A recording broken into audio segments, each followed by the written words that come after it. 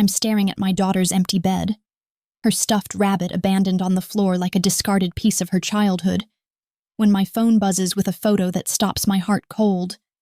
Lily, my 7-year-old baby girl, unconscious in the back of a black SUV, her small body slumped against leather seats that probably cost more than my entire month's rent.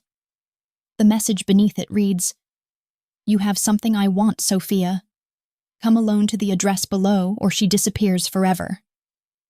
But I have nothing, absolutely nothing except the mounting stack of overdue bills on my kitchen counter and the bone-deep exhaustion that comes from working double shifts at Metropolitan General just to keep our lights on and food in the fridge.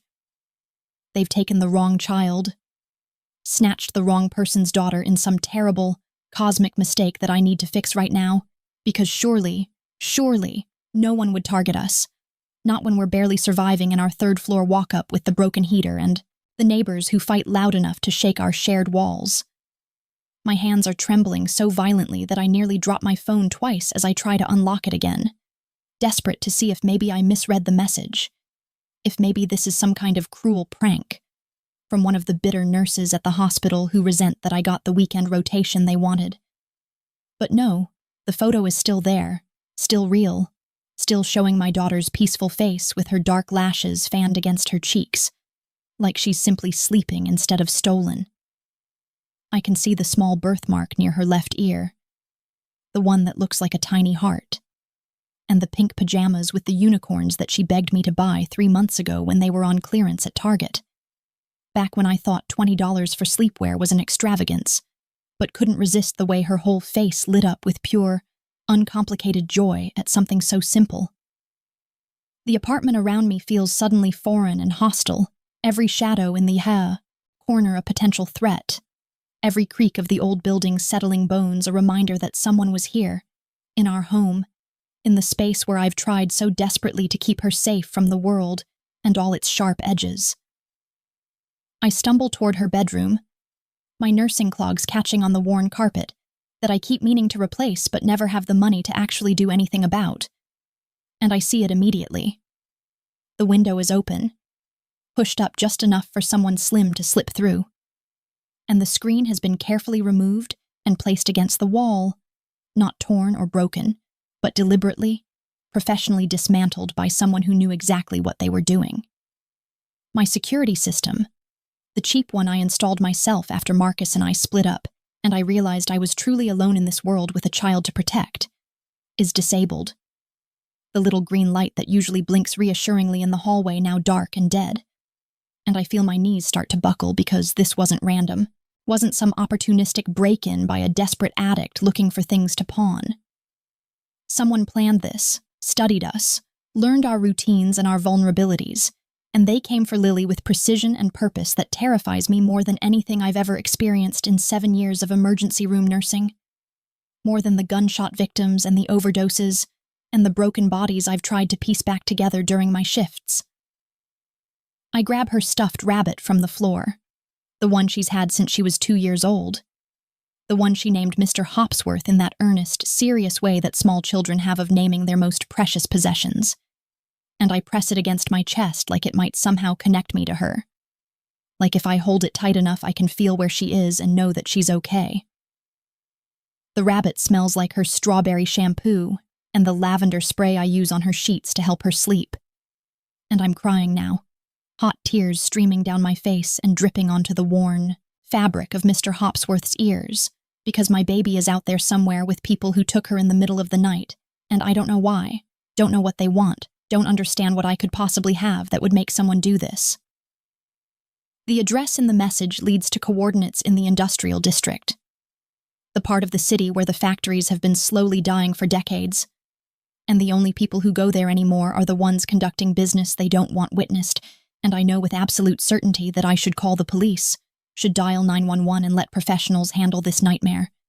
But the message was explicit. Come alone, or she disappears forever. And I can't risk it. Can't gamble with Lily's life on the possibility that whoever took her won't make good on their threat if they see flashing lights and badges approaching their location. I'm still wearing my scrubs from my shift.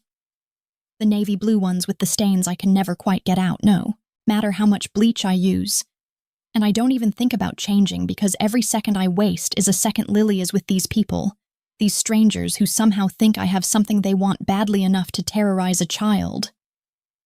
I grab my purse, dump out the scattered receipts and loose change and the half-eaten granola bar I never finished during my break, and I replace them with the pepper spray I bought after Marcus left, the one I've carried religiously but never actually had to use, and my phone charger because I can't afford to have my battery die when I might need to call for help. The drive to the industrial district takes 23 minutes through the empty pre-dawn streets of the city, and every single one of those minutes feels like an eternity, where my mind conjures increasingly terrible scenarios of what might be happening to Lily. Whether she's awake now and crying for me, whether she's scared or hurt or worse. I grip the steering wheel of my 15-year-old Honda Civic so hard that my knuckles turn white and my fingers start to ache. And I run every red light I encounter because traffic laws seem absurdly irrelevant when measured against the possibility that my daughter might be in danger. The warehouse they've directed me to is massive and decrepit, its windows long since broken out, and its walls covered in faded graffiti that speaks to decades of abandonment and urban decay. And I park my car in the crumbling lot and sit there for just a moment, trying to gather whatever courage I have left after 2 years of single motherhood has already depleted most of my reserves.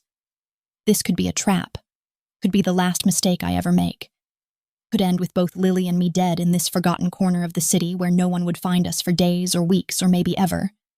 But I don't have a choice. Have never really had a choice since the moment I saw that photo of my unconscious daughter.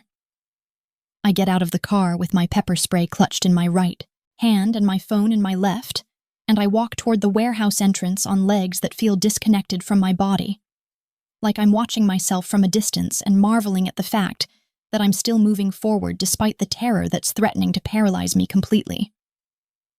The metal door is already slightly ajar, an invitation or maybe a challenge, and I push it open with my shoulder because I can't bring myself to touch anything in this place with my bare hands.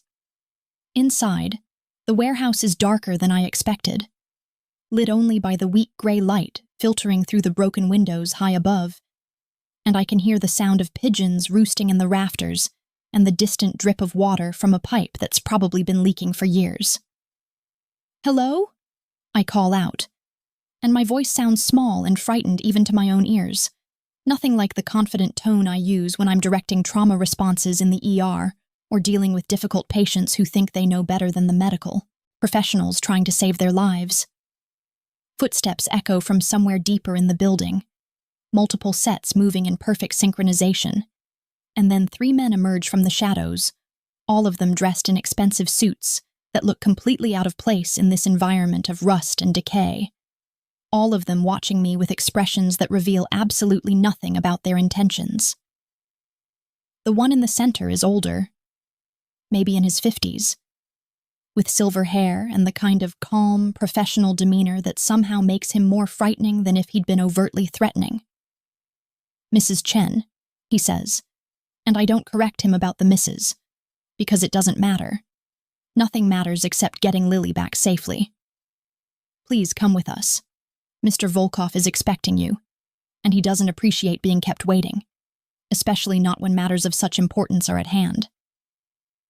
Before I can respond or ask who Mr. Volkov is, or what any of this means, one of the other men steps forward with a black cloth in his hands, and I realize with a sinking sensation in my stomach that they're going to blindfold me, that I'm going to have to surrender even the small comfort of knowing where I am, or where they're taking me. "Is this necessary?" I ask, hating how my voice shakes on the last word. But the silver-haired man just smiles slightly, an expression that doesn't reach his eyes at all. "I'm afraid it is, Mrs. Chen. But I can assure you that as long as you cooperate and answer Mr. Volkov's questions honestly, no harm will come to you or your daughter, and this will all be resolved much more quickly and pleasantly than you might fear." He gestures to the man with the blindfold, and I have just enough time to wonder what kind of world I've stumbled into. What kind of people use words like "pleasantly" when discussing kidnapping and forced cooperation, before the cloth covers my eyes and everything goes dark. They guide me by my elbow, surprisingly gentle for men who work for someone who steals children in the night. And I hear a car door open and feel leather seats beneath me as they help me into what must be another SUV. This one smelling of expensive cologne and new car scent. The drive takes forever, and no time at all. My sense of direction completely useless without visual references, and I try to count turns and estimate distances, but I'm too frightened and too focused on not breaking down completely to keep accurate track. When the car finally stops and they remove my blindfold, I find myself standing in front of an estate that looks like something out of a movie about old money and inherited wealth. All stone walls and manicured gardens and windows that probably cost more to clean than I make in a month. The silver-haired man leads me through a massive front door and down a hallway lined with artwork that I'm certain is original and priceless, and I can feel my heart pounding so hard that I'm surprised no one else can hear it, surprised that it doesn't echo off these polished marble floors and expensive wallpapered walls. He opens a door at the end of the hallway and gestures for me to enter, and I step into a study that's all dark wood and leather furniture and floor-to-ceiling bookshelves, and sitting behind an enormous desk is a man who makes me forget how to breathe for just a moment, because he's not at all what I expected. He's younger than I imagined, maybe late 30s, with dark hair and gray eyes that seem to see straight through every defense I've ever built, and he's devastatingly handsome in a way that feels almost dangerous, like beauty designed specifically to make you forget that you should be terrified. "Ms. Chen," he says, his voice deep and accented with something Eastern European that I can't quite place. "Please sit down, because we have much to discuss about your ex-husband Marcus and the $15 million he stole from my organization 6 months ago, and I'm very interested to hear what you know about his current whereabouts." And that's when I realize that Lily's kidnapping isn't a mistake at all, that we're not the wrong targets caught in someone else's nightmare, but that my daughter has been taken as payment for crimes I didn't even know Marcus had committed, and that I'm sitting across from a man who has every reason to believe I'm complicit in a theft I knew nothing about, and absolutely no reason to believe me when I tell him the truth. The man behind the desk, Mr. Volkov, I suppose, though the name sounds like something out of a Cold War thriller, rather than my actual terrifying reality, leans back in his leather chair with the kind of casual elegance that suggests he's never had to worry about anything as mundane as money or safety, or whether his daughter is crying for him in some locked room somewhere in this massive estate. I want to scream at him, want to demand that he take me to Lily immediately, and let me hold her and promise her that everything will be okay, even though I have no idea if that's true. But something about the way he's watching me, like a scientist observing a particularly interesting specimen under a microscope, tells me that losing control right now would be the worst possible strategy. "I don't know what you're talking about," I manage to say, proud that my voice comes out steadier than I feel inside, where everything is chaos and terror, and the desperate, clawing need to find my child. "Marcus and I have been divorced for 2 years, and I haven't seen him or spoken to him since the day he cleaned out our joint bank account and disappeared, leaving me with nothing but debt and a daughter to raise on a nurse's salary that barely covers our rent in the cheapest apartment I could find that wasn't in a neighborhood where I'd be afraid to let Lily play outside." Dante Volkov, because that's clearly who this is. The man whose name the silver-haired gentleman used with the kind of reverence usually reserved for royalty or deities, doesn't react to my words at all, doesn't show even a flicker of surprise or sympathy or anything that might suggest he believes me or cares about the desperate truth I'm trying to convey. Instead, he opens a drawer in his desk with movements that are deliberate and unhurried, and he pulls out a manila folder that he places on the polished wood surface between us, turning it so that it faces my direction like he's a lawyer, presenting evidence in a trial where I'm the defendant and he's already decided I'm guilty. "I appreciate your position, Ms. Chen, and I can even understand why you might think that claiming ignorance is your best option in this situation. But I'm going to show you something that I think will help us move past these denials and into a more productive conversation," he says, and his accent wraps around the English words in a way that's almost musical, almost beautiful, if I weren't so terrified that I might never see my daughter again. He pushes the folder toward me with one long finger, and I notice almost absently that his hands are elegant. The kind that belong in classical paintings or playing piano in concert halls. Not the hands of a man who kidnaps children and speaks casually about theft in the millions. I open the folder with hands that are still trembling, despite my best efforts to appear calm and collected. And what I find inside makes my blood run cold in a way that has nothing to do with the temperature of this overly air-conditioned study. There are photographs, dozens of them, all printed on high-quality paper with the kind of clarity that suggests professional equipment and careful surveillance. And they show Marcus, my ex-husband, the man I thought had abandoned us completely, watching me and Lily from a distance over what must be months of time. There's Marcus sitting in a car across from Lily's elementary school, his face partially hidden behind sunglasses, but unmistakably him with that distinctive scar on his left cheek from a childhood accident he told me about on our third date. There's Marcus in the coffee shop where I sometimes take Lily on Sunday mornings as a special treat, when I can afford the extravagance of $7 lattes and chocolate croissants that make her smile so wide, it feels like the sun coming out. There's Marcus standing outside our apartment building at night, looking up at our windows with an expression I can't read in the grainy surveillance photo. But that makes my skin crawl with the realization that he's been there, been close enough to reach out and touch us, and I never knew. These photographs were taken by my security team over the past 6 months, ever since your ex-husband stole a significant amount of money from an account he was supposed to be managing on behalf of my organization, Dante says, and his voice is completely devoid of emotion, like he's reciting facts from a textbook, rather than explaining why my child is being held hostage. Marcus Chen was brought into our operations as a financial consultant, someone with expertise in moving money through legitimate channels to avoid the scrutiny of various government agencies that take an unhealthy interest in how businessmen like myself conduct our affairs. And he did excellent work for almost 2 years before he apparently decided that $15 million was worth more to him than his life or his reputation or his family's safety. I'm staring at the photographs, at this evidence of Marcus's continued presence in our lives that I somehow completely missed, despite my best efforts to be vigilant and aware and protective of Lily. And I feel like the floor is tilting beneath my chair, like gravity has suddenly shifted and I'm falling even though I'm still sitting perfectly still. I didn't know, I whisper, because it's all I can say. The only truth I have to offer in the face of this revelation that my ex-husband hasn't just abandoned us, but has been orbiting our lives like some kind of satellite, watching and waiting for something I can't even begin to understand.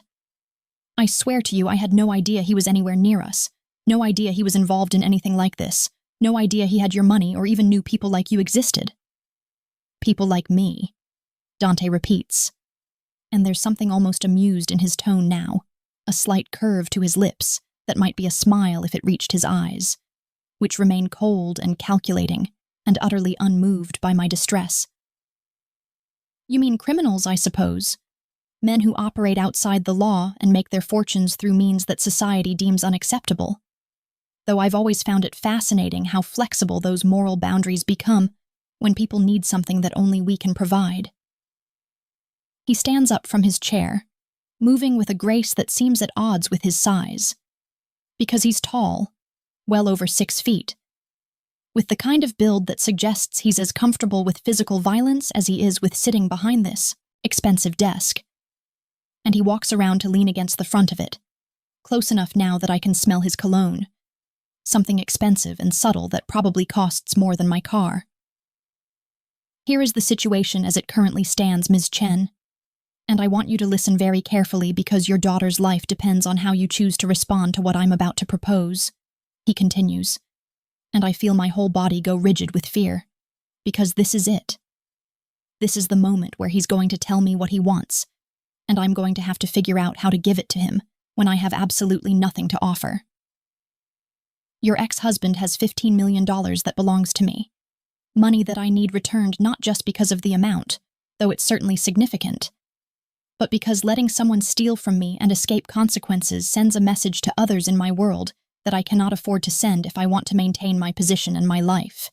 He picks up one of the photographs, the One showing Marcus outside our apartment, and he studies it like he's trying to read some hidden meaning in the pixels and shadows. Marcus has proven himself remarkably difficult to locate, changing identities and moving constantly, staying always just ahead of my people who are very good at finding men who don't want to be found. But he's made one critical mistake in all his careful planning and execution. Dante looks at me then, really looks at me, and I feel like he's seeing every scar and secret and desperate hope I've ever had. Like those gray eyes can read the entire story of my life written across my face. He still cares about you and your daughter, still watches over you from a distance like some kind of guardian angel who's forgotten that he's the one who put you in danger in the first place, and that emotional attachment is the weakness I'm going to exploit to get my money back. You want to use us as bait? I say. And it's not really a question because the logic is obvious even through my panic, even through the way my mind is racing to try to find some escape from this nightmare that doesn't end with Lily or me or both of us dead. You think if you threaten us, Marcus will come out of hiding to save us, and then you'll have both him and your money. Very astute, Ms. Chen. And yes, that's exactly what I intend to do, though the specifics are a bit more nuanced than your simplified version suggests, Dante says. And he sets the photograph back down on the desk with a precision that feels almost compulsive, like everything in his world must be arranged just so, or the entire carefully constructed edifice might collapse. I've already sent word through certain channels that I have both you and your daughter in my custody, that Marcus has 72 hours to contact me and arrange the return of my money in exchange for your safe release. And if he fails to meet this deadline, I will sell you both to associates of mine who operate a very profitable business in human trafficking, specifically in young children and their mothers, who can be packaged together for clients who have particular tastes. The casual way he says this, like he's discussing a business transaction, rather than the sale of human beings into slavery and horror beyond imagination, makes me want to vomit right here on his expensive Persian rug. But I force myself to swallow the bile rising in my throat, because I need to stay focused. Need to keep thinking clearly if I'm going to find a way out of this for Lily. You're lying, I say, though I'm not sure I believe my own words, not sure of anything anymore except that the world I thought I understood has revealed itself to be far darker and more dangerous than I ever imagined. You wouldn't really do that to a child, to an innocent 7-year-old girl who has nothing to do with what her father did. Dante moves then, suddenly and without warning, closing the distance between us until he's crouching in front of my chair, bringing his face level with mine so that I can see the absolute conviction in his eyes when he speaks. I have done far worse things than that to maintain my position and protect my interests, Ms. Chen, and I will not hesitate to do whatever is necessary to retrieve what belongs to me and to punish those who think they can take from me without consequences, he says, and his voice is soft now, almost gentle, which somehow makes the threat even more terrifying than if he'd shouted it. But I am not without mercy for those who are caught up in situations not of their making, and I can see that you genuinely had no knowledge of your ex-husband's activities or his continued surveillance of your life. He reaches out and takes my chin in his hand, tilting my face up so that I'm forced to maintain eye contact with him, and I can feel the controlled strength in his fingers, the power he's deliberately restraining. And I know with absolute certainty that he could snap my neck right now if he chose to, could end my life before I even had time to scream. I'm going to allow you to see your daughter now, to confirm that she is unharmed and being treated well, and then I'm going to make you an offer that I suggest you consider very carefully, he says, and then he releases my chin and stands up, offering me his hand like a gentleman helping a lady from her chair. The incongruity of the gesture so absurd that I almost laugh, except that nothing about this situation is even remotely funny. I don't take his hand because I can't bear to touch him voluntarily, can't make myself accept this small courtesy from the man who's holding my daughter hostage. So I stand on my own, my legs unsteady but supporting my weight, and I follow him out of the study and through more hallways lined with expensive art, until we reach a wing of the house that looks completely different, decorated in soft pastels and filled with natural light from enormous windows. He opens a door to reveal a bedroom that's larger than my entire apartment, decorated like something out of a princess fantasy with a canopy bed and stuffed animals and toys that probably cost more than I make in a year. And there in the center of it all is Lily, sitting at a small table having tea with a kind-looking older woman who immediately stands when we enter. "Mama!" Lily cries out, and she runs to me with her arms outstretched, and I scoop her up and hold her so tight that she probably can't breathe properly, but I don't care. Can't make myself loosen my grip on her warm, solid, alive body. I'm sobbing now, unable to hold back the tears anymore, and I'm checking her frantically for injuries or signs of harm, running my hands over her arms and legs and face while she looks at me with confusion in her dark eyes that are so much like mine. "Mama, why are you crying? This is like a vacation." The nice lady, her name is Mrs. Petrova, and she made me pancakes with chocolate chips, and we played dress-up, and she said I could watch any movie I wanted on the biggest TV I've ever seen. Lily is chattering excitedly, completely oblivious to the danger we're in, and I realize that they've been careful to keep her from understanding what's really happening, have treated this like an adventure rather than a kidnapping, and I'm grateful for that even as I hate them for it. "Everything's fine, baby. Mama just missed you so much," I manage to say through my tears, kissing her forehead and her cheeks and her nose while she giggles and squirms in my arms. Dante is watching this reunion with an expression I can't read, something that might almost be regret or sympathy flickering across his features, before it's replaced by the cold mask he wore in his study. And when he speaks again, his voice is all business. "You have 15 minutes with your daughter, and then Mrs. Petrova will take her to get some lunch while you and I discuss the terms of our arrangement," he says, and then he leaves the room, closing the door behind him with a soft click that sounds like a jail cell locking. And I'm left holding Lily and trying to figure out how to explain this to her in a way that won't terrify her, while also trying to wrap my mind around what kind of arrangement a man like Dante Volkov could possibly want from someone like me. The 15 minutes pass far too quickly, time moving at the cruel accelerated pace it always does when you're trying to hold on to a moment you know you'll have to release. And when Mrs. Petrova gently suggests that Lily might like to see the garden where there are actual rabbits hopping around, my daughter is all too eager to go exploring, giving me one more quick hug before skipping out of the room without a backward glance. I'm left alone, standing in this absurdly luxurious prison, when Dante returns and gestures for me to follow him back to his study. And I do because I have no other choice, no leverage, no power except the desperate hope that whatever he's about to propose won't cost more than I can possibly pay. Back in his study, he pours himself a drink from a crystal decanter without offering me one, and he takes his time, letting the silence stretch between us until I feel like I might scream just to fill the void.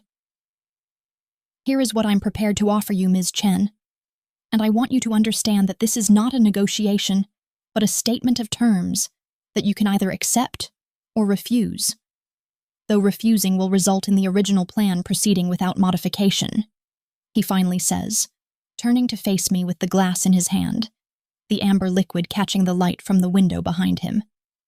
"I don't believe you knew about Marcus's theft or his continued presence in your life, which means you're an innocent party caught in circumstances beyond your control, and while I'm not a good man by any definition of the word, I do try to limit the collateral damage of my business dealings when possible."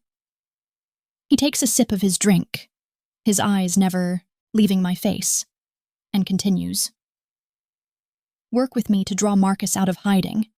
Help me set a trap that will make him believe you're in genuine danger and need his help. And when this is over and I have my money back, you and your daughter will be released unharmed with enough money to start over anywhere you want, far away from this city and the memories of your failed marriage and your struggles to survive." Dante sets his glass down on the desk with a soft clink of crystal against wood. "You'll become my partner in this endeavor, your cooperation given freely rather than extracted through force, and in exchange I'll guarantee your safety and your daughter's future in ways that your nursing salary never could." "And if I refuse?" I ask, because I need to hear him say it, need to understand exactly what choice I'm really being offered here. "Then in 72 hours, When Marcus fails to surface because he values his money and his freedom more than he values your lives, I will fulfill my promise to sell you both to men who will ensure that you spend the rest of your life wishing I had simply killed you instead, Dante says, and there's no heat in his words, no anger or malice, just the cold statement of fact from a man who's clearly done worse things than this, and lost no sleep over them. So tell me, Ms. Chen, are you going to help me catch your ex-husband? Or are you going to cling to some misguided sense of loyalty to a man who abandoned you and put you in this position in the first place? I look at him, this beautiful, terrifying man who holds my daughter's life in his hands like it's a poker chip to be wagered in whatever game he's playing, and I realize that I don't actually have a choice at all, have never had a choice since the moment I found Lily's empty bed, and the only question that matters now is whether I can live with myself for what I'm about to agree to do. The word yes tastes like ash in my mouth when I finally say it, sitting in Dante Volkov's study while my daughter plays with rabbits in a garden that belongs to the man who's turned our lives into bargaining chips in his war against my ex-husband. But I force myself to say it anyway, because what other choice do I have when the alternative is a fate I can't even allow myself to fully imagine? Dante nods once, a sharp movement of his head that suggests satisfaction rather than surprise, like he knew all along what my answer would be, and this entire conversation has just been a formality he had to observe before moving forward with whatever plan he's already constructed in that calculating mind of his. Good. I'm pleased that you've chosen to be reasonable about this situation, because it will make the next 72 hours significantly less unpleasant for everyone involved, he says, and he pulls out his phone, something sleek and expensive that probably has more security features than the Pentagon, and sends a rapid series of texts to people whose names I'll never know, but whose presence I'll undoubtedly feel as they arrange whatever trap he's planning for Marcus. The first thing we need to do is establish contact with your ex-husband using the emergency number he gave you, because I'm certain he has one. Some way for you to reach him if you were ever in genuine danger, because despite everything Marcus has done, I don't believe he's the kind of man who would leave his child completely without protection.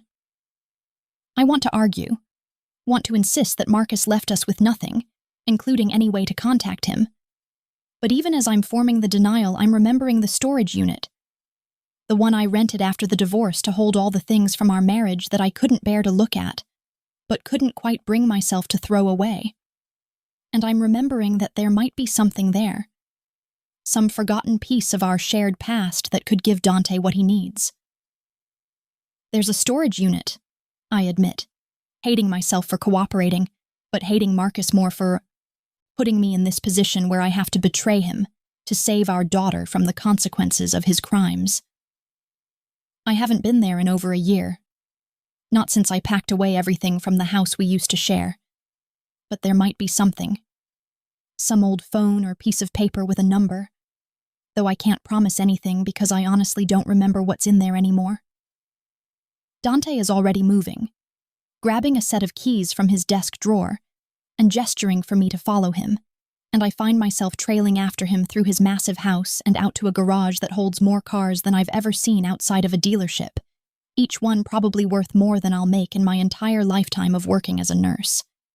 He chooses a black Mercedes SUV, the kind with windows tinted so dark that you can't see inside from any angle, and he opens the passenger door for me with a courtesy that feels absurdly out of place given that he's essentially my kidnapper, though I suppose the lines have blurred now that I've agreed to work with him voluntarily. The drive to my storage unit takes us back through the city, past neighborhoods that gradually shift from wealthy to working class, to the kind of areas where the storage facilities are located because land is cheap and no one wants to live close enough to complain about the aesthetics, and the entire time Dante is on his phone, speaking in rapid Russian to various people who are presumably arranging surveillance or backup or whatever it is that men like him need when they're orchestrating the downfall of someone who's wronged them.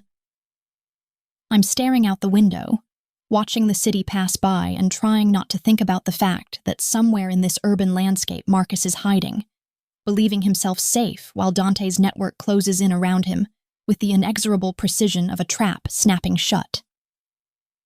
Tell me about him, Dante says suddenly, lowering his phone and looking at me with those penetrating gray eyes that seem to see far more than I want to reveal. Tell me about the man Marcus was when you married him, before he became a thief and a coward who would abandon his family. Because I find that understanding my opponents on a personal level often reveals weaknesses that pure surveillance cannot uncover. I don't want to talk about Marcus, don't want to remember the man I fell in love with, or examine how thoroughly I misjudged his character. But Dante is waiting with the kind of patience that suggests he has all the time in the world, and I'm the one operating under a deadline. He was charming, I finally say, the words coming slowly because I haven't allowed myself to think about the early days of our relationship in the 2 years since he left. He was the kind of man who could walk into a room and make everyone feel like they were the most important person there, who remembered details about people's lives and asked follow-up questions weeks later, who seemed genuinely interested in my work as a nurse even though most men I dated found the medical stories boring or gross. Dante makes a small sound that might be acknowledgement or skepticism, and I continue because apparently once I've started talking about this I can't seem to stop, like lancing a wound that's been festering for too long. He was good with money, or at least I thought he was, always investing and planning for our future, and when Lily was born he seemed like he was going to be a wonderful father, staying up with her during those first horrible months, when she had colic and walking her around the apartment at 3 a.m. so I could sleep. I'm surprised to feel tears pricking at my eyes again. Not for Marcus himself, but for the life I thought we were building, the future I believed in, that turned out to be constructed entirely of lies and misdirection. And when did you first notice that something was wrong? Dante asks, his voice softer now, less like an interrogation and more like a genuine conversation. Though I know better than to trust this momentary gentleness from a man who's threatened to sell my daughter to human traffickers. About 6 months before he left, he started being secretive about his phone, taking calls in other rooms and password protecting everything, and he started traveling more for work. Or at least that's what he told me. Though now I suppose he was probably meeting with people like you and setting up whatever financial schemes he was running, I say. And there's more bitterness in my voice than I intended. Years of suppressed anger finally finding an outlet. I thought maybe he was having an affair. Actually confronted him about it once. And he laughed and told me I was being paranoid. That the stress of new motherhood was making me imagine problems that didn't exist. And I believed him because I wanted to believe him. Because admitting that something was wrong meant admitting that I'd made a terrible mistake in choosing him. We're pulling up to the storage facility now, a sprawling complex of identical orange units that all look the same in the harsh afternoon sunlight. And I direct Dante to Unit 247, where I've been paying $75 a month to store memories I never look at. He parks the SUV and follows me to the unit, standing close enough that I can feel the heat radiating from his body in the cooling autumn air. And when I fumble with the combination lock because my hands are shaking, he gently takes it from me and waits for me to recite the numbers so he can open it himself. The unit is exactly as I left it over a year ago, boxes stacked haphazardly, and furniture covered with old sheets. The accumulated debris of a marriage that ended not with a dramatic explosion, but with a whimper and an empty bank account. I start going through boxes, looking for anything that might contain a phone number or contact information, and Dante helps me without being asked, lifting heavy boxes and setting them aside, with an ease that reminds me of his physical strength, the danger that lurks beneath his expensive suits and cultured manners. It takes us almost 40 minutes of searching through wedding photos and old tax returns and Lily's baby clothes that I couldn't bear to donate. But finally, I find it in a box of Marcus's old office supplies, a burner phone, the cheap kind you can buy at any convenience store, tucked into a manila envelope with a note in Marcus's handwriting that says, "Emergency only," in his distinctive slanted script. My hands are trembling as I hold it up for Dante to see, and he takes it from me with a careful precision, turning it over in his hands like he's examining evidence at a crime scene. "Perfect," he says, and there's a satisfaction in his voice that makes my stomach clench with anxiety about what comes next. We'll use this to contact him. But not yet. Not until we've established the proper scene and circumstances to make him believe you're in genuine danger and need his immediate help, rather than suspecting a trap. He pockets the phone and then looks at me with an expression that's difficult to read, something that might almost be respect mixing with the calculation. You did well, Ms. Chen, and your cooperation will be remembered when this is all over, and we're discussing the terms of your compensation for helping me recover what's mine. We drive back to his estate in silence. Or at least, I'm silent, while Dante makes more phone calls in Russian, his voice occasionally rising in what sounds like anger or frustration, though I can't understand the words. And by the time we arrive back at the massive house, the sun is starting to set, painting the sky in shades of orange and purple that would be beautiful if I had any capacity left to appreciate beauty. Dante leads me not back to his study, but to a different wing of the house, opening a door to reveal a guest suite that's larger and more luxurious than any hotel room I've ever stayed in, complete with a sitting area and a bathroom that has a tub big enough to swim in. You'll stay here for the duration of our arrangement, and Lily will be in the adjoining room so you can be near her, he says, gesturing to a connecting door that I immediately open to find my daughter already asleep in a bed that looks like something out of a fairy tale, her face peaceful and innocent in the soft glow of a nightlight shaped like a star. Mrs. Petrova will bring you dinner shortly, and tomorrow we'll begin planning the specifics of how we're going to draw Marcus out of hiding. But for tonight, you should rest, because the next few days are going to be extremely demanding on you, both physically and emotionally. He turns to leave, but I find myself speaking before I can think better of it, my voice barely above a whisper so I don't wake Lily. Why are you being kind to us? Why the nice rooms and the careful treatment of my daughter when you could just lock us in a basement somewhere and achieve the same result? I'm not sure what answer I'm expecting, but I need to understand this man who's holding us captive with velvet gloves instead of iron chains. Dante pauses in the doorway, his broad shoulders silhouetted against the light from the hallway. And when he speaks, his voice carries a weight of something I can't quite identify. Something that might be regret or weariness or the accumulated burden of too many sins.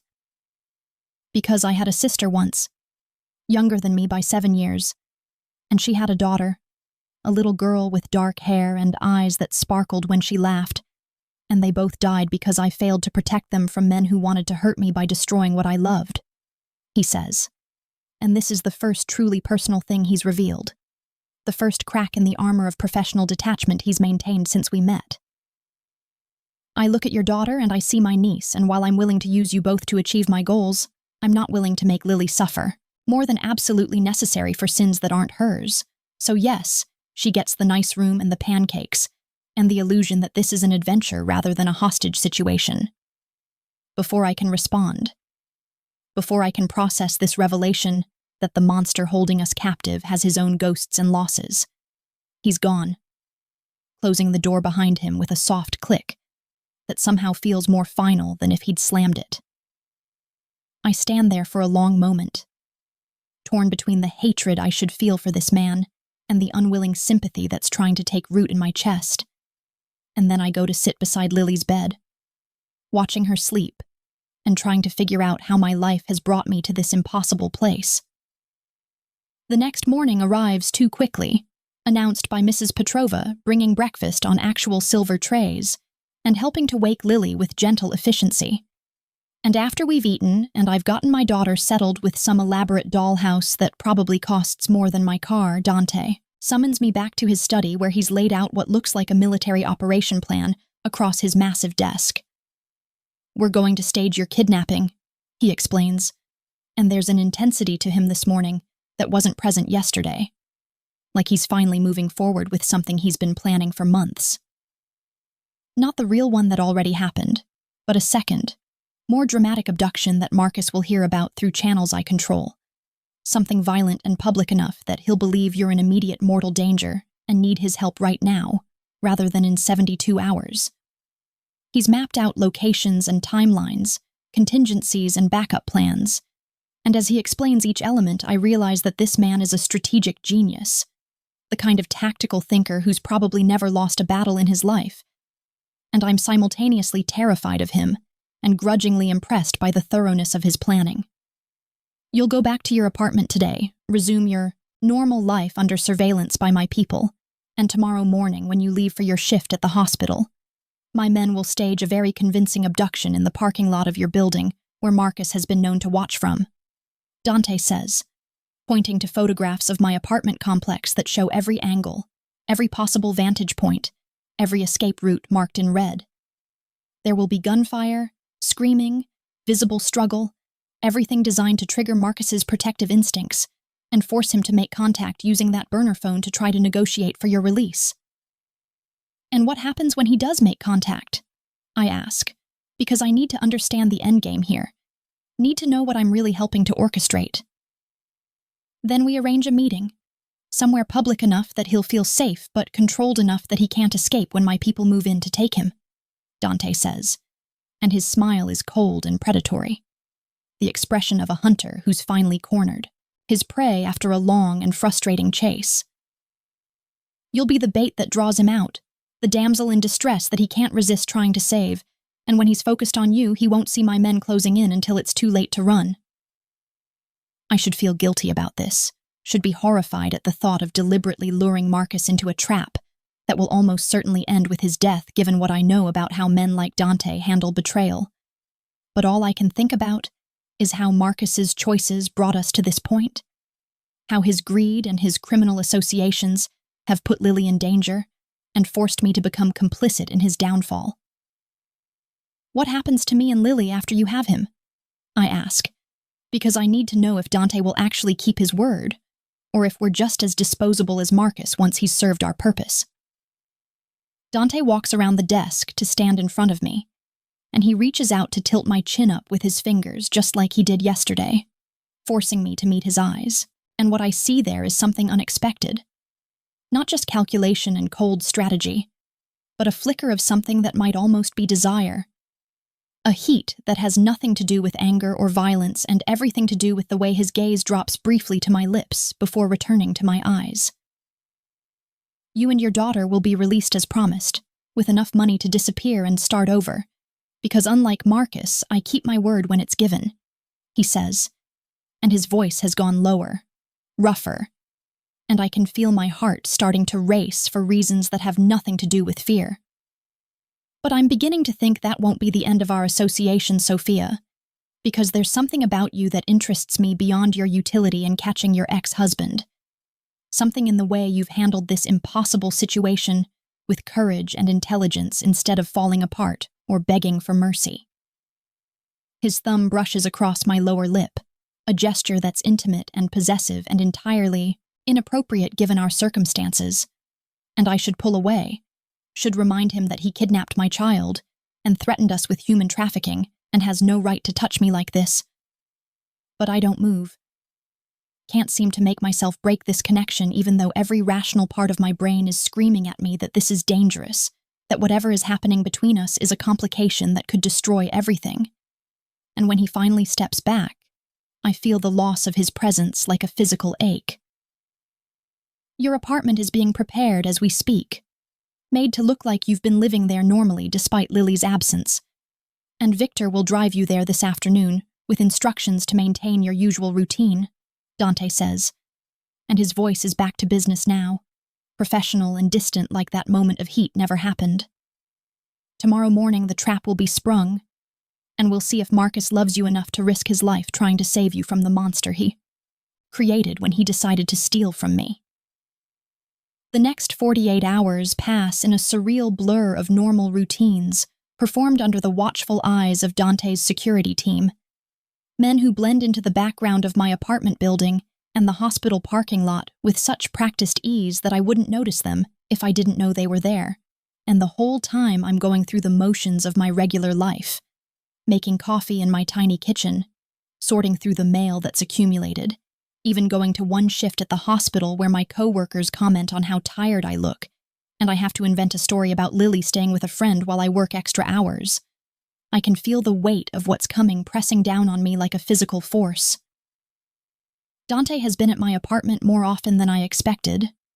ostensibly to coordinate the details of tomorrow's staged abduction, but staying longer than necessary, helping me fix the broken lock on my front door that's been stuck for months and that I never had the money or the energy to repair properly, showing up with actual groceries instead of the ramen and canned soup that usually fills my cabinets.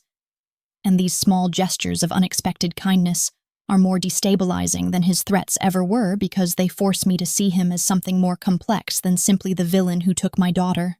Last night he stayed until almost midnight, the two of us sitting at my cramped kitchen table going over the plan for the morning while drinking coffee that he made because apparently he noticed that I never learned how to use the fancy espresso machine that Marcus bought me as an anniversary gift years ago. And at some point the conversation drifted away from tactical planning and into territory that felt dangerously personal. Him asking about my nursing career and why I chose emergency medicine. Me finding myself telling him about the first time I saved someone's life and how that moment of triumph and terror had convinced me that this was what I was meant to do with my existence. He told me fragments of his own story in return, carefully edited pieces about growing up in Moscow in the chaos after the Soviet Union collapsed, about watching his father build a criminal empire from nothing, and learning that power was the only currency that mattered in a world where the law was just a suggestion for those wealthy enough to ignore it. And when he talked about his sister and his niece, the ones who died because he failed to protect them, I saw something raw and broken in his eyes that made me understand that beneath all his calculated cruelty, there's a man who's been shaped by loss just like I have. "You're different from what I expected," I told him at one point, the words escaping before I could think better of them, and he looked at me with an expression that was equal parts amused and sad, like he'd heard this before from people who mistook complexity for redemption.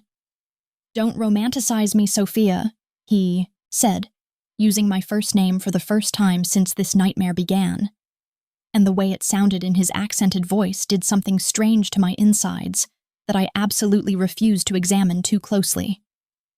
"I'm still the man who kidnapped your daughter and threatened to sell you both into slavery if you didn't cooperate. Still someone who's killed more people than you've probably saved in your entire nursing career. And the fact that I can have a civilized conversation over coffee doesn't change the fundamental darkness of what I am and what I do." But even as he said this, he reached across the table and took my hand, his thumb tracing circles on my palm in a gesture that felt intimate and comforting. And I didn't pull away even though I knew I should. Even though letting myself feel anything for this man, except hatred and fear, was a betrayal of every principle I thought I held. Now it's morning, the day when everything comes to a head, and I'm standing in my apartment getting ready for a hospital shift I'll never actually make it to, pulling on my scrubs and putting my hair up in the practical ponytail I always wear for work. And I can feel my heart hammering against my ribs because in less than an hour Dante's men are going to stage my abduction, and Marcus is going to have to decide whether $15 million is worth more to him than my life. Victor picks me up at exactly 7:15, driving the same black SUV that's become sickeningly familiar. And as we head toward my building's parking lot, I can see the other vehicles positioned strategically around the perimeter, Dante's entire operation ready to spring into action the moment I step out of the car. "Remember, Ms. Chen, you need to scream and fight convincingly when my men grab you. Make it look real enough that anyone watching, including your ex-husband if he's out there, believes you're genuinely being taken against your will," Victor says in his heavily accented English. And I nod because we've been over this a dozen times. I know exactly what I'm supposed to do. But knowing it intellectually and actually performing it are two entirely different things. The abduction happens exactly as planned. Two men in dark clothes rushing toward me as I exit the SUV, grabbing my arms while I scream and struggle. And there's even gunfire. Blanks. I know they're blanks, but the sound is still deafening and terrifying. And then I'm being dragged toward another vehicle while neighbors start appearing in windows. And someone is probably calling the police right now, exactly as Dante predicted and planned for. They throw me into the back of a van, and we speed away. And I'm lying on the floor trying to catch my breath and wondering if Marcus saw this, if he's reaching for that burner phone right now with shaking hands and preparing to make the call that will seal his fate, when my own phone, The one Dante returned to me yesterday with strict instructions to keep it charged and nearby, starts, ringing with a number I don't recognize. "Answer it," Victor commands from the driver's seat, and I do, bringing the phone to my ear with trembling hands. "Sophia?" "Oh God, Sophia, I just saw. Are you okay? Did they hurt you?" Marcus's voice is frantic, breathless, exactly the reaction Dante said he would have. And I feel a complicated tangle of emotions hearing him again after 2 years of silence, anger and betrayal, and the ghost of whatever love I once felt all mixing together into something I can't quite name. "Marcus," I manage to say, and I don't have to fake the fear in my voice because I am genuinely terrified, just not for the reasons he thinks. "They took me, these men. They grabbed me right outside my building, and I don't know what they want, but they had guns and—" I let my voice break convincingly. Years of watching trauma victims in the emergency room teaching me exactly how genuine fear sounds. "I know what they want. I know who sent them, and I'm going to fix this. I'm promise," Marcus says, and there's something desperate in his tone that might be guilt, or might just be panic at the thought of losing his insurance policy. "Dante Volkov is the one behind this, isn't he? He's the one who has you?" When I confirm this with a sob that's only partially manufactured, Marcus continues in a rush.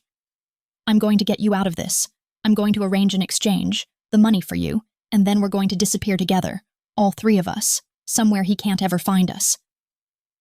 But before I can respond to this fantasy of escape and reunion that Marcus is spinning, the van pulls up to a location I recognize. The same warehouse where this nightmare began. And I see Dante standing in the center of the space surrounded by at least a dozen armed men. And moments later, another vehicle arrives, and Marcus steps out with a duffel bag that presumably contains the $15 million he stole, looking around nervously like he knows this is a trap but can't figure out how to avoid it. "I have your money, Volkov," Marcus calls out, his voice echoing in the cavernous space. "Let Sophia go and we can end this peacefully. No more bloodshed, no more hunting, just a clean exchange and we all walk away." Dante laughs, a sound completely devoid of humor, and he gestures for his men to bring me forward. And I stumble into the open space between the 2 groups of armed men, feeling like a pawn in a chess game that's been playing out since long before I understood the rules. "I'm afraid it's not quite that simple, Marcus," Dante says. His voice carrying that dangerous edge I've come to recognize means he's about to reveal something that will shatter whatever fragile understanding we thought we had of the situation. "You see, I've known where you were for the last 3 weeks, known exactly which hotel you've been hiding in, and which identity you're currently using. And I could have taken you and my money at any time without all this elaborate theater." Marcus's face goes pale, the duffel bag slipping slightly in his grip, and I can see him trying to work out what this means, trying to understand why Dante would stage this confrontation if he could have simply taken what he wanted. "Then why?" Marcus asks, and his voice is smaller now, the bravado draining away as he realizes he's missed something crucial in his calculations. "Because I needed Sophia to understand who you really are, needed her to see the depths of your betrayal with her own eyes instead of just hearing it from me," Dante says. And he's looking at me now instead of Marcus, his gray eyes holding an intensity that makes my breath catch. "Tell her, Marcus. Tell her the truth about why you stole my money, about what you were really planning to do with Sophia and Lily once you had enough cash to disappear permanently." And that's when Marcus does something I never expected. He smiles, a cold and calculating expression that I've never seen on his face before, and when he speaks, the man I married, the father of my child, is completely gone, replaced by a stranger whose voice drips with contempt. "You want the truth, Sophia? Fine, here it is. I never loved you, never wanted the domestic life with the wife and kid. But you were useful, stable, the perfect cover for a man who needed to look legitimate while he built connections in the financial underworld," Marcus says, each word landing like a physical blow. "I stole from Dante deliberately, knowing he would come after me, knowing he'd use you as leverage because I'd made sure he knew about my continued surveillance of you and Lily. And my plan was always to let him take you. to sell you to him as payment for my debts so I could walk away clean with the money and without the burden of a family I never actually wanted. He laughs then, a sound that makes my stomach turn. Everyone wins. Dante gets his revenge, and a woman he clearly finds attractive based on the surveillance reports my sources sent me. You get to live in luxury as a mafia boss's pet instead of struggling as a nurse. And I get $15 million and my freedom. So really, I did you a favor by bringing you two together. The warehouse goes completely silent, except for the sound of my own heartbeat thundering in my ears. And I realize that everything, my marriage, Lily's birth, the last decade of my life, has been nothing but an elaborate con orchestrated by a man I thought I knew. And the monster standing across from me is Marcus, not Dante. And I've been so focused on hating my kidnapper that I never saw the truth about the man I once loved. The gunfire that erupts in the warehouse happens so fast that I barely have time to process what's occurring before Marcus's backup. The men he brought supposedly to protect him during this exchange turn their weapons on him instead of on Dante's forces. And I watch in horrified fascination as my ex-husband's face transforms from smug confidence to absolute terror when he realizes that even his own hired mercenaries have been bought and paid for by the man he tried to betray. Marcus drops the duffel bag and tries to run, his expensive shoes slipping on the concrete floor in his panic.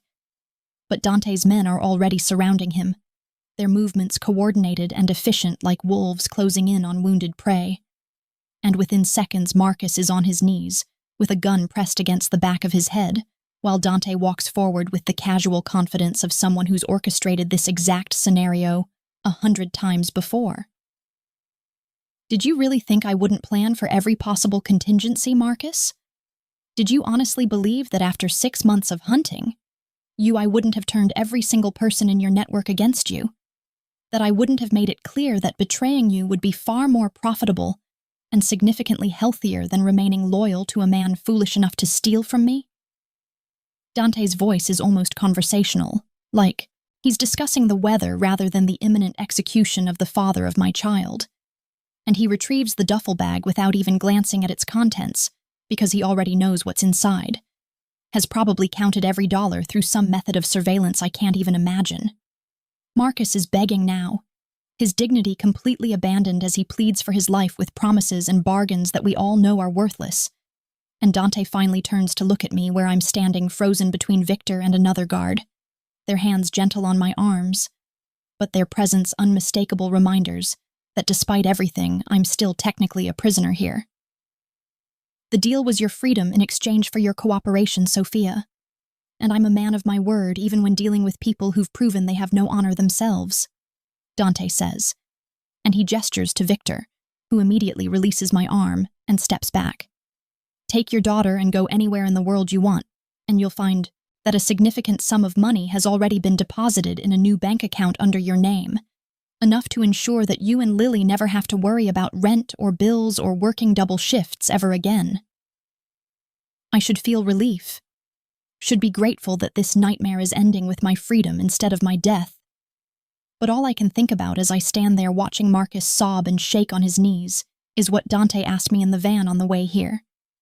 His voice quiet and almost tentative in a way I'd never heard from him before. What happens to Marcus? I hear myself asking, and my voice sounds distant and strange to my own ears, like it belongs to someone else entirely. Someone harder and colder than the woman I thought I was just a week ago. Dante's eyes meet mine across the warehouse floor, and in them I see the question he's really asking. Do I want mercy for the man who just admitted he never loved me? Who sold me and our daughter like we were commodities to be traded for his freedom?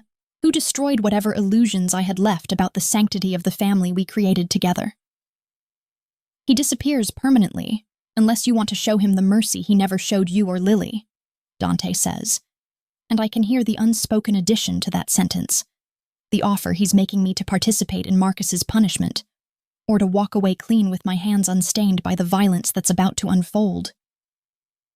Do what you have to do, I say, and the words come out stronger than I expected, carrying the weight of every bill I struggled to pay while Marcus was living off stolen millions, Every night I worked exhausted through my shift, wondering if I'd be able to afford Lily's school supplies. Every moment of fear and uncertainty he created when he abandoned us. But Lily never knows the truth about her father. She gets to believe he died in an accident or disappeared, something that doesn't make her wonder if she carries his darkness inside her. Because whatever Marcus is, she's innocent, and she deserves to grow up without that burden. Dante nods once, sharp and decisive, and then he turns back to Marcus and says something in Russian that makes his men laugh and Marcus cry harder.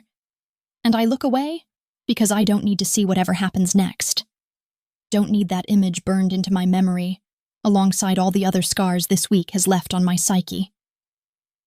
Victor escorts me out of the warehouse and back to the estate where Lily is waiting. And over the next 3 months, my life transforms in ways I never could have predicted when I was staring at my daughter's empty bed and trying to understand how my world had collapsed so completely. The penthouse Dante provides is in one of the most exclusive buildings in the city, with floor-to-ceiling windows that look out over a skyline I used to admire from my third-floor walk-up. And Lily adjusts to our new circumstances with the remarkable resilience of children, treating the private school and the spacious rooms and the complete absence of financial stress as simply the way life is now, without questioning too deeply how we arrived here. I return to nursing, not because I need the money anymore, but because I need the purpose and the reminder that I'm still the woman who saves lives instead of just the woman who helped orchestrate a man's destruction. And I work at a hospital that's owned by one of Dante's many legitimate business fronts, where my shifts are reasonable, and my colleagues are professional, and no one asks questions about my sudden change in circumstances. Dante visits regularly, appearing at our penthouse after Lily's bedtime, with takeout from expensive restaurants, and conversation that ranges from the mundane details of our days to philosophical discussions about morality and choice, and whether redemption is possible for people like us, who've crossed lines we can never uncross. And somewhere in those long nights of talking, and the way he teaches Lily chess on Sunday afternoons and brings me coffee after my shifts at the hospital, I fall in love with him even though I know I shouldn't. Even though loving a man like Dante Volkov is probably the most dangerous thing I've ever done, including agreeing to help him trap Marcus. The first time we sleep together, it's in my bedroom 3 months after the warehouse, both of us having circled this attraction for so long that when we finally surrender to it, the release feels like something inevitable and necessary. And afterward, when we're lying tangled in my sheets and he's tracing patterns on my bare shoulder, I whisper the truth that's been building in my chest. I should hate you for what you did, for taking Lily and threatening us and turning our lives upside down. Dante pulls me closer, his lips against my hair in a gesture that's become familiar and comforting. And his voice when he responds carries a vulnerability I rarely hear from him, except in these quiet moments when it's just the two of us and the walls come down. You should. And if you did, I would understand and accept it as nothing more than what I deserve. But you're the only person who sees me as something more than a monster. The only one who looks at me and sees the man I might have been if circumstances and choices hadn't carved away everything soft and left only edges sharp enough to survive in the world I inhabit. And I'll burn down this entire city before I let anyone hurt you or Lily again, because you've become the thing I never thought I'd have. Something worth protecting that isn't just power or money or revenge. I watch Lily sleep that night after Dante leaves, his arms having held me until I finally convinced him to go back to his own home before our daughter wakes and finds him here. And I think about all the choices that brought me to this moment. Choosing to marry Marcus despite the small warning signs I ignored. Choosing to work with Dante to save my daughter. Choosing to see the complicated humanity in a man who kidnapped us. Choosing to build something real from the ashes of betrayal and violence. I chose the monster. I whisper to the darkness of Lily's bedroom, testing how the words feel in my mouth, whether they carry shame or regret or something else entirely. But even as I say it, I know it's not quite true. Know that what I've really chosen is to survive, and to find whatever love and safety I can, in a world that's proven itself far more dangerous and morally ambiguous than I ever understood when I was younger, and still believed in clear distinctions between good and evil. Dante may be a monster by conventional definitions, may have done terrible things and will undoubtedly do more. But he's also the man who sees my daughter as precious enough to protect, who values my intelligence and strength instead of trying to diminish them, who gives me the security and partnership I never had with the man I thought I was supposed to love. The city lights glitter outside our windows like fallen stars, and somewhere out there Dante is returning to his own empire built on darkness and blood. And I am here in this space between two worlds, the respectable nurse who saves lives, and the Mafia boss's lover who helped orchestrate a man's death. And maybe that's what survival looks like in the end. Not purity or righteousness, but the courage to keep living and loving even after you've seen how easily everything can be destroyed. No, I finally murmur, correcting my earlier statement as I brush Lily's hair back from her sleeping face. I didn't choose the monster. I chose to survive. And somehow in the process of fighting to stay alive in circumstances that should have destroyed me, I found a man who's teaching me that love doesn't have to be gentle to be real. And I'm teaching him that maybe, just maybe, monsters can learn how to live instead of merely existing in the spaces between their sins.